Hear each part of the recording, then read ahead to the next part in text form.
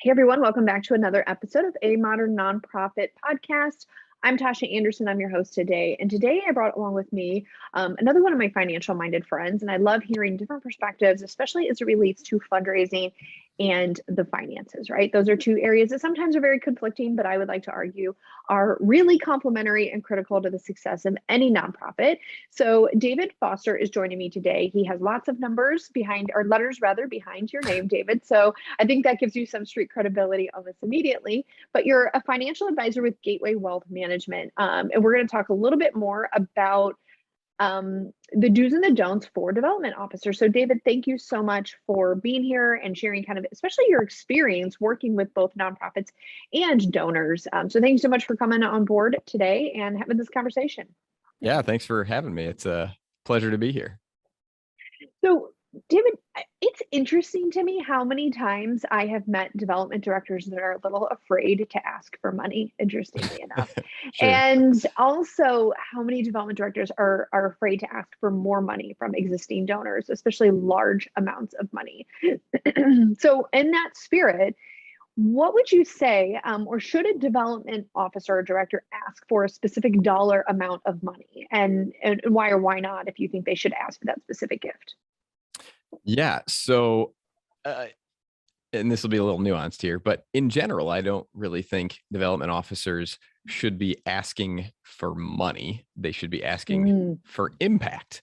And obviously it takes money to make an impact often, but the distinction there I think is important because and to give you just a little bit of background, in addition to being a certified financial planner, I'm a chartered advisor in philanthropy. So my specialty and my niche is in working with philanthropically minded clients. And so they are giving away money and they're being asked for money. And so I've seen this from their perspective, right? And so what I have seen from development officers is proposals asking for a specific dollar amount that appears to their donor, to my clients, to have been pulled out of thin air with no connection back to the cause at hand. And of course, in reality, I think a lot of times these dollar amounts are based on assessments of giving capacity that third-party data firms have come up with and that these nonprofits have bought. And they come up with that based on various sources of public information. Whether those assessments are right or wrong is kind of beside the point because donors aren't interested in giving you money. They're interested in making an impact. So I would encourage development officers to frame their proposals in that context. So rather than asking for a specific dollar amount, say, hey, to give you an example, there's an organization called Meds and Food for Kids that treats malnutrition in Haitian children. And it costs roughly $70 to treat one child with malnutrition, right? So you could say, hey, it cost us $7,000 to treat 100 Haitian children with malnutrition. How many cases of malnutrition in Haitian children would you like to cure, right? So you're not coming to a donor and saying, hey, give us $25,000. Well, what does that mean? Why did you ask me for 25,000? Why didn't you ask me for 30? Why didn't you ask me for 20? Right? You're saying you're going to the donor and you're not even asking them necessarily to make a specific impact. You're asking them how much impact that they want to make. Because as the fundraiser, you're just not going to have all of the relevant information about their finances to know what is reasonable and what's not. Right. So start from a discussion of impact, and then you can figure out the dollars that translate into that impact later.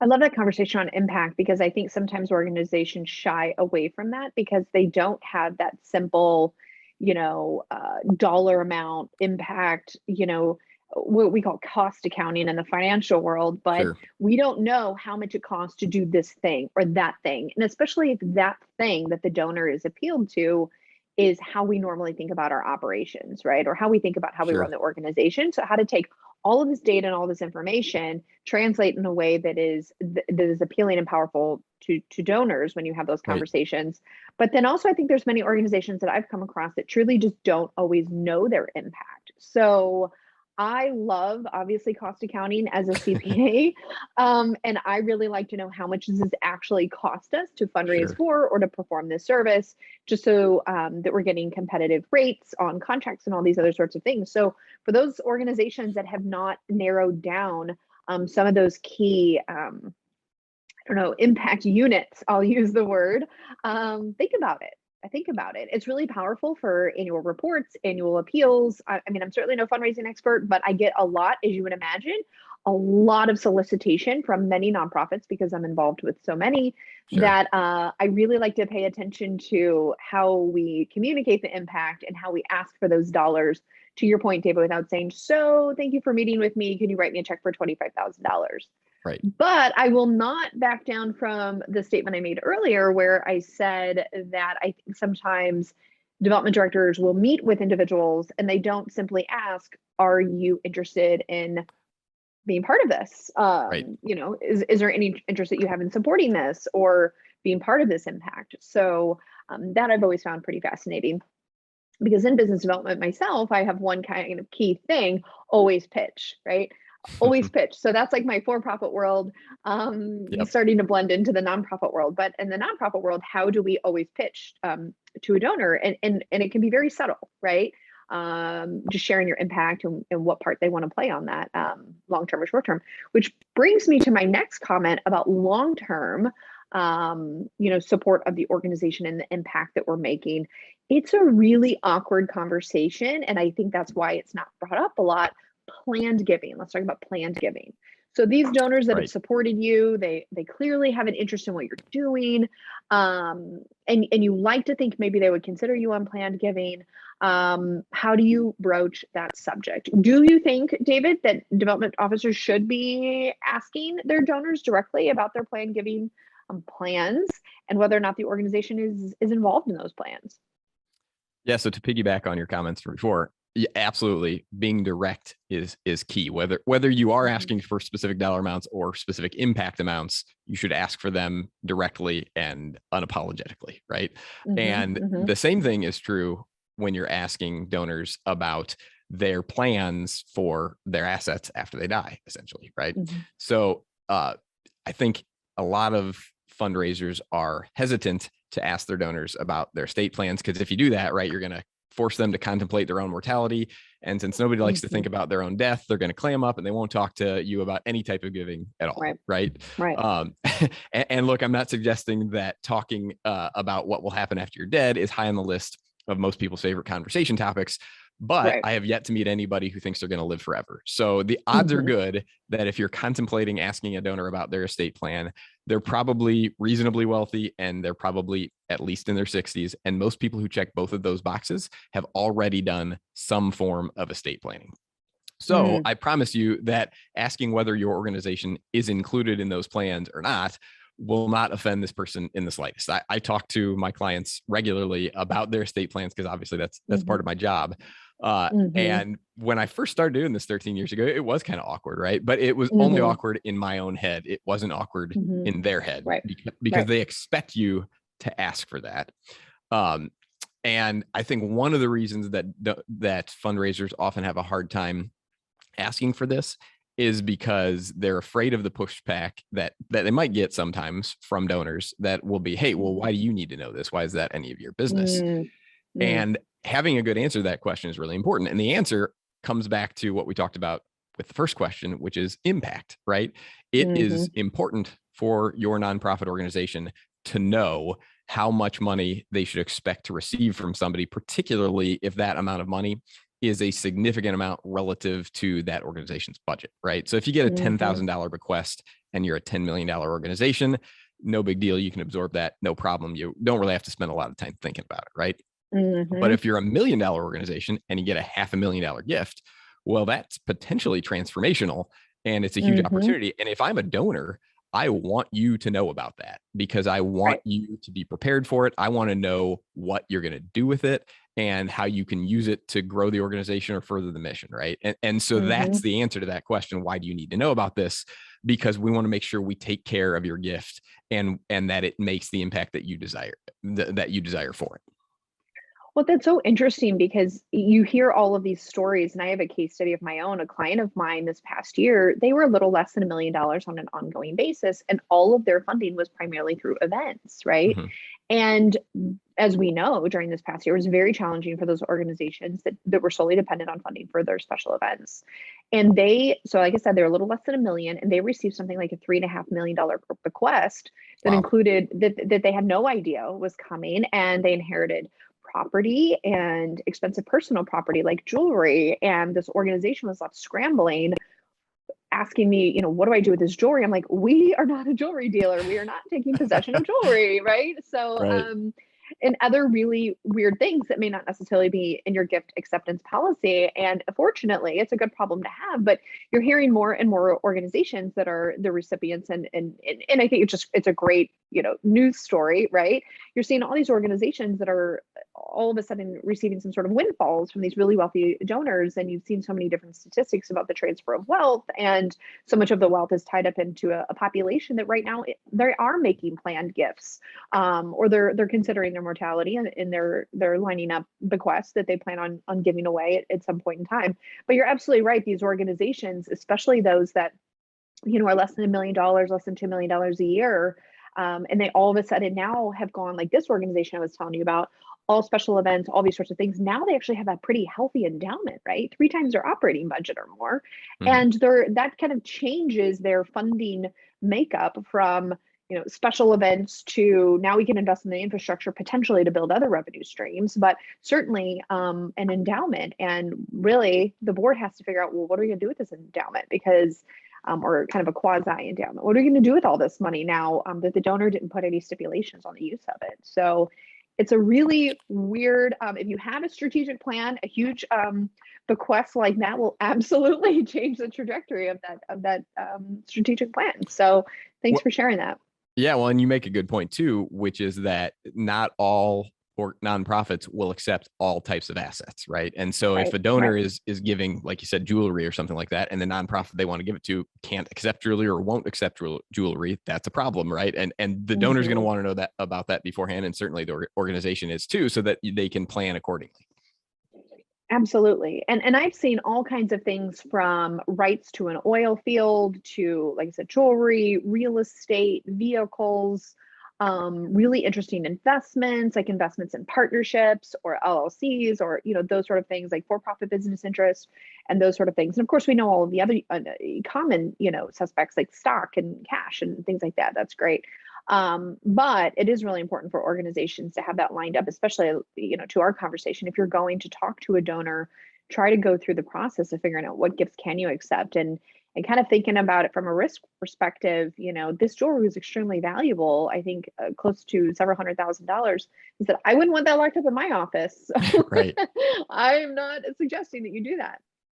So, these individuals that are planning their estates generally work with financial advisors like yourself, David, certainly attorneys, certainly CPAs, likely if there's some tax planning or other sorts of things going on there. And there's a whole team of professionals. And I think sometimes development directors don't know who to form the relationship with or who to have the conversations with. From your perspective, should the development director go and try to coordinate and collaborate with the team that has been hired by this donor, or should they be going straight to the donor and having the conversation? So both. They should start with the donor, and they should ask the donor first who that they should be talking to, right? Because some donors will work very closely with their accountant, some will work very closely with their attorney, some will work very closely with their financial planner, and that's going to vary from person to person. So you need to know who that person is. But one way to think about this is that the easiest way to get a client to give a bequest is to just have them change their beneficiaries on a retirement plan or an insurance policy. But also the best way to make sure that a nonprofit will either never receive any funds or will receive substantially less than was intended from that donor after their death is to just have them change their beneficiaries on a retirement plan or insurance policy, right? And so sometimes the thing that is easy is the thing that's least likely to actually be effective in the long run. And if I can give you an example of why that might be the case, let's look at the example of naming beneficiaries on an IRA. So let's say, hypothetically, one of your donors wants to give 10% of her wealth to your organization after her death. And let's say her pre-tax traditional IRA currently makes up about half of her net worth. So that way, all she has to do is she just names your organization as the 20% beneficiary of that account, and you're done, right? Easy, right? Except unless your donor dies relatively soon, there's a decent chance that her IRA will make up a smaller share of her net worth in the future between required minimum distributions, qualified charitable distributions, maybe some Roth IRA conversions, and tax efficient asset location. And if you don't know what any of that stuff means, you don't need to. Just know that those things will usually reduce your traditional IRA balance relative to your other forms of wealth. But it wouldn't be at all unusual for someone's IRA to fall from half of their net worth to less than a quarter of their net worth over a period of 20 years. So if that happened in this hypothetical, then 20% of her IRA would only be worth 5% of her net worth rather than the 10% she intended. So that's obviously bad for the nonprofit, but it's also bad for the donor and her family, given that her wishes weren't fulfilled, right? So a much better way of accomplishing the goal of leaving 10% of your net worth to a charity at your death would be to state that desire in your trust, and then make sure that your trust either owns or is the beneficiary of all of your assets. And of course, updating a trust document is more time consuming and expensive than just updating the beneficiaries on your IRA. But the odds that the intended outcome will take place go up substantially, which is why it's so important to have all the donor's professional advisors involved, particularly when you're talking about a large gift. And then in this case, in this example that I gave, their financial advisor, somebody like me, might point out the potential shortcomings of just changing the beneficiaries, and their estate planning attorney would perform the work of actually making sure the trust is updated properly. Now, to be clear, I get that there's a mismatch in incentives here. As a fundraiser, what are the odds you're going to still be at your current nonprofit when this donor dies? What are the odds you'll still be working at all, right? So obviously that all depends on the donor's age, the donor's health, your age and stage of career. But regardless, I think it's safe to say that the vast majority of estate gifts are collected long after the development officer who solicited them has left the organization for one reason or another. So given that fact, why would you want to spend the extra effort necessary to work with the donor's professional advisors, right? Yeah. You might think that getting a donor's professional advisors involved would increase the time you spend and reduce the size of the gift you ultimately bring in. But in my experience, the opposite of this is true. And that's the case for three reasons primarily, right? So number one, the donor is likely to feel more confident in their decision if it's been vetted by their advisors, and more confidence not only leads to larger gifts, but it also leads to less foot dragging, right? Number two, it's possible that the donor's advisors will actually suggest strategies that will minimize the donor's tax burden, thus leaving more money available for donation. And then number three, it's possible that the donor's advisors will point out that their capacity to give is actually greater than they realize. So in addition, maybe to getting an estate gift, you might also get a gift in the here and now because their advisors have pointed out, hey, actually, if you want to just write a check right now, you can. So obviously that won't impact you as the fundraiser in the short run necessarily. But if you believe in your organization's mission, then it's in everybody's best interest to maximize the donor's bequest and thus their impact. You said a lot of things in there. And I think my biggest takeaway is to understand, and it's interesting because I'm pretty somewhat understandable about this because I just put a whole trust together for my own self and my own personal life. Now, I have a minor child, so thinking about all of those things, and I think what you're describing for those that aren't familiar with estate trust and those sorts of things, it's essentially, in the way I would describe it, kind of an umbrella, and everything you own belongs to the trust, rather than like piecemealing all of these different investment accounts and your retirement accounts and your life insurance and the value of your car, if there's a value to that, or your homes and all the different properties that you might have. Maybe you have a rental property somewhere, and all of these things are just kind of lingering out there individually. I think what you're describing is, hopefully your organization or your donor, your potential donor, has a trust, and the trust is owns all those assets, right? So that whenever the donor passes on and says, I want 50% of my assets to go to the organization, it's much easier from the attorney's perspective, the financial advisor's perspective, and all of the beneficiaries of that to say, okay, let's look at the trust. Let's look at the umbrella. What does the umbrella own?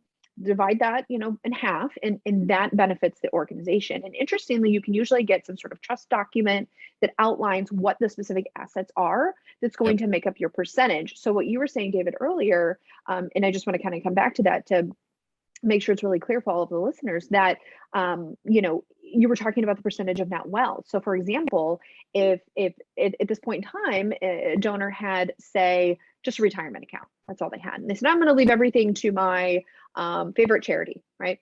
And 5 years later, like, I'm going to get in the real estate business and I'm going to purchase a bunch of real estate, some rental properties. And then that became, the majority of their wealth because they lived in, say, Austin, Texas, and it's a red hot market, right? And now they're mega wealthy because of the real estate, right?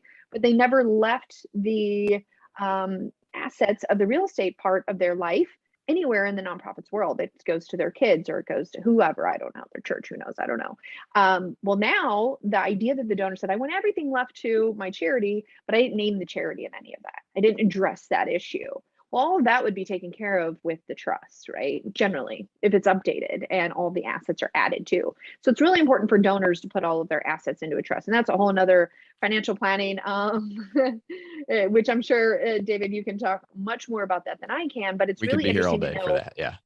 what kind of gifts, like what kind of vehicle, because if it is in a trust or it is simplified in that way, from your perspective, not necessarily the donor's perspective, because they have to hire lots of professionals to make that happen, there's usually a document, and that document is really important because you can then, as the organization, take that, keep it in your files, and know that you're the beneficiary. And if it's set up a certain way, meaning irrevocable, meaning the organization or the donor cannot change their mind on that, then it actually goes on the books as an asset to your nonprofit organization. And when it gets on the books, what I like about it from the accountant's perspective, you, the CEO, might leave, you, the development director, might leave, all the board members might turn over. It's still on the books. And somebody has to look at that each year when they do your tax return, or if they go through an audit or something like this, they still have to ask themselves, what in the world is this thing out there? So it's really hard to forget about it. And I can't tell you how many organizations, I used to work with this faith-based organization. And every time they turn around, they were the beneficiary of a bequest that they were named in an estate, all of the things that we're describing, and they never had any idea. They had no idea. So, and the way that it was set up, it should have been on the organization's books years ago, but they just know about it. Right. You can't put something on there you don't know about. So by just having those open and honest conversations with your donors and understanding what types of gifts and how difficult can it be, and is there a situation that changes, right? Whether the donor can change their mind, who knows? I'm not an attorney, but maybe it gets contested in a will. My rich aunt gave everything to the Humane Society. That's actually a real story. And her kids and siblings are like, what the heck? What about us? So things like that happen, right? And just kind of understanding where your organization lies and all of that. So that's been really helpful. Yeah. Yeah, and that's all this stuff that we just talked about is why it's good for development officers and fundraisers to have some familiarity with these types of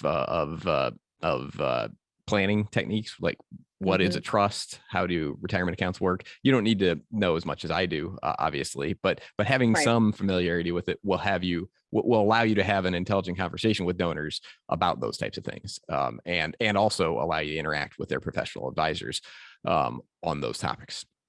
Yeah. And David, that brings up a great point, because I think immediately my fundraising friends, they're really, really great and talented at what they do. But when it comes to understanding things like complex budgets or tax credit programs or different incentives or planned giving, it just kind of gets a little overwhelming. Do you have any tools or resources? I'm putting you on the spot a little bit. If somebody is out there listening and either looking into this career and going into development director, or maybe you're a CEO and you're like, if my staff need to know about it, I certainly need to know about it too, because I'm usually along on those conversations. Do you have a good resource where people can go to kind of get a crash course on things? Like I said, I know more about this. Most people think I'm a CPA and I just come out of university knowing these things. That's not true. All of the personal financial stuff I know because of my own personal work that I've hired professionals to do. It doesn't really come across in the course of my work or my education. So a lot of this stuff, and probably even you too, David, I mean, so many of these vehicles change, different planning tools can become available. How does somebody, for one, get just briefed on some of this stuff? And then do you have any recommendations for where people can stay up to date at a very high level on trends and changes and what might impact people's plan giving? So the short answer is I don't have any specific resources other than Google, which is fantastic, for staying up to date specifically on those types of planning techniques in a way that would make sense for somebody who doesn't do it full time. But two things I can think of. Number one would be subscribe to the Chronicle of Philanthropy and get their daily emails with what's going on in the world, because typically they will have articles on the big sweeping changes that people need to know about. And they'll mention those in the course of their various reporting. If you are looking to get a more in-depth understanding of how some of these planning techniques work, As I mentioned earlier, I'm a chartered advisor in philanthropy. That is a designation that you can get from the American College for Financial Services. And a lot of people would think, well, isn't that for financial advisors? And it can be, but I think there's roughly 2,500 CAPs, they call them, chartered advisors in philanthropy in the country. Mm-hmm. And I think the breakdown is roughly 50-50 between fundraisers and professional advisors in terms of who actually has the designation. So yes, so it part of their curriculum is covering the more complex planning tools. And you don't need to be an expert in this stuff. That's what the experts are for. But having some general familiarity about how it works, it would be really useful to you. And the CAP program would provide that if you're willing to go through the study program. Well, that's really helpful. And when all else fails, YouTube. I mean, it's amazing to me. And David's probably like, no, don't do YouTube. Consult with your professional advisors before you just roll out this whole plan. But one of the things that I really love about learning something that's completely foreign to me is simply going to YouTube, searching like, what are the different, I don't know, just whatever some of the topics that we've kind of mentioned here, different retirement options, or what is the different ways plan giving.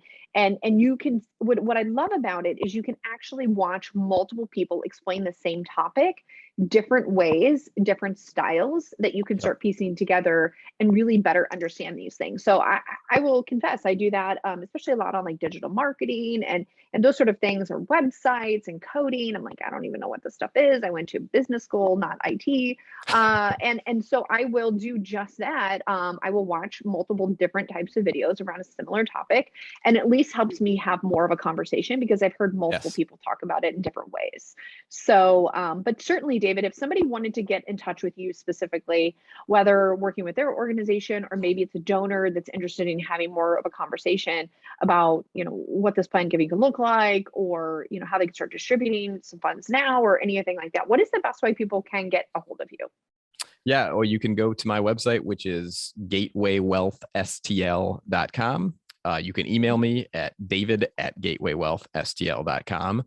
You can give me a call at 314-349-2711. If you do go to my website, there's a scheduling tool on there. There's a little button that says talk with David. And if you click on that, it pulls up my schedule. You can schedule a quick call with me if you have any questions or there's anything you want to talk about. And of course, again, you can email me with any questions, or if you're interested in financial advice generally or philanthropic advice, that's what I'm here for. Sounds great. David, again, this has been great. Thank you so much for joining us. And for anybody else, feel free to subscribe to our channel on Spotify, Anchor, any other areas. And speaking of YouTube, we do have a YouTube channel where we put different segments of our shows on YouTube for you to be able to watch at leisure. And check in with us on our next episode. Thank you all so much for joining us. Bye now.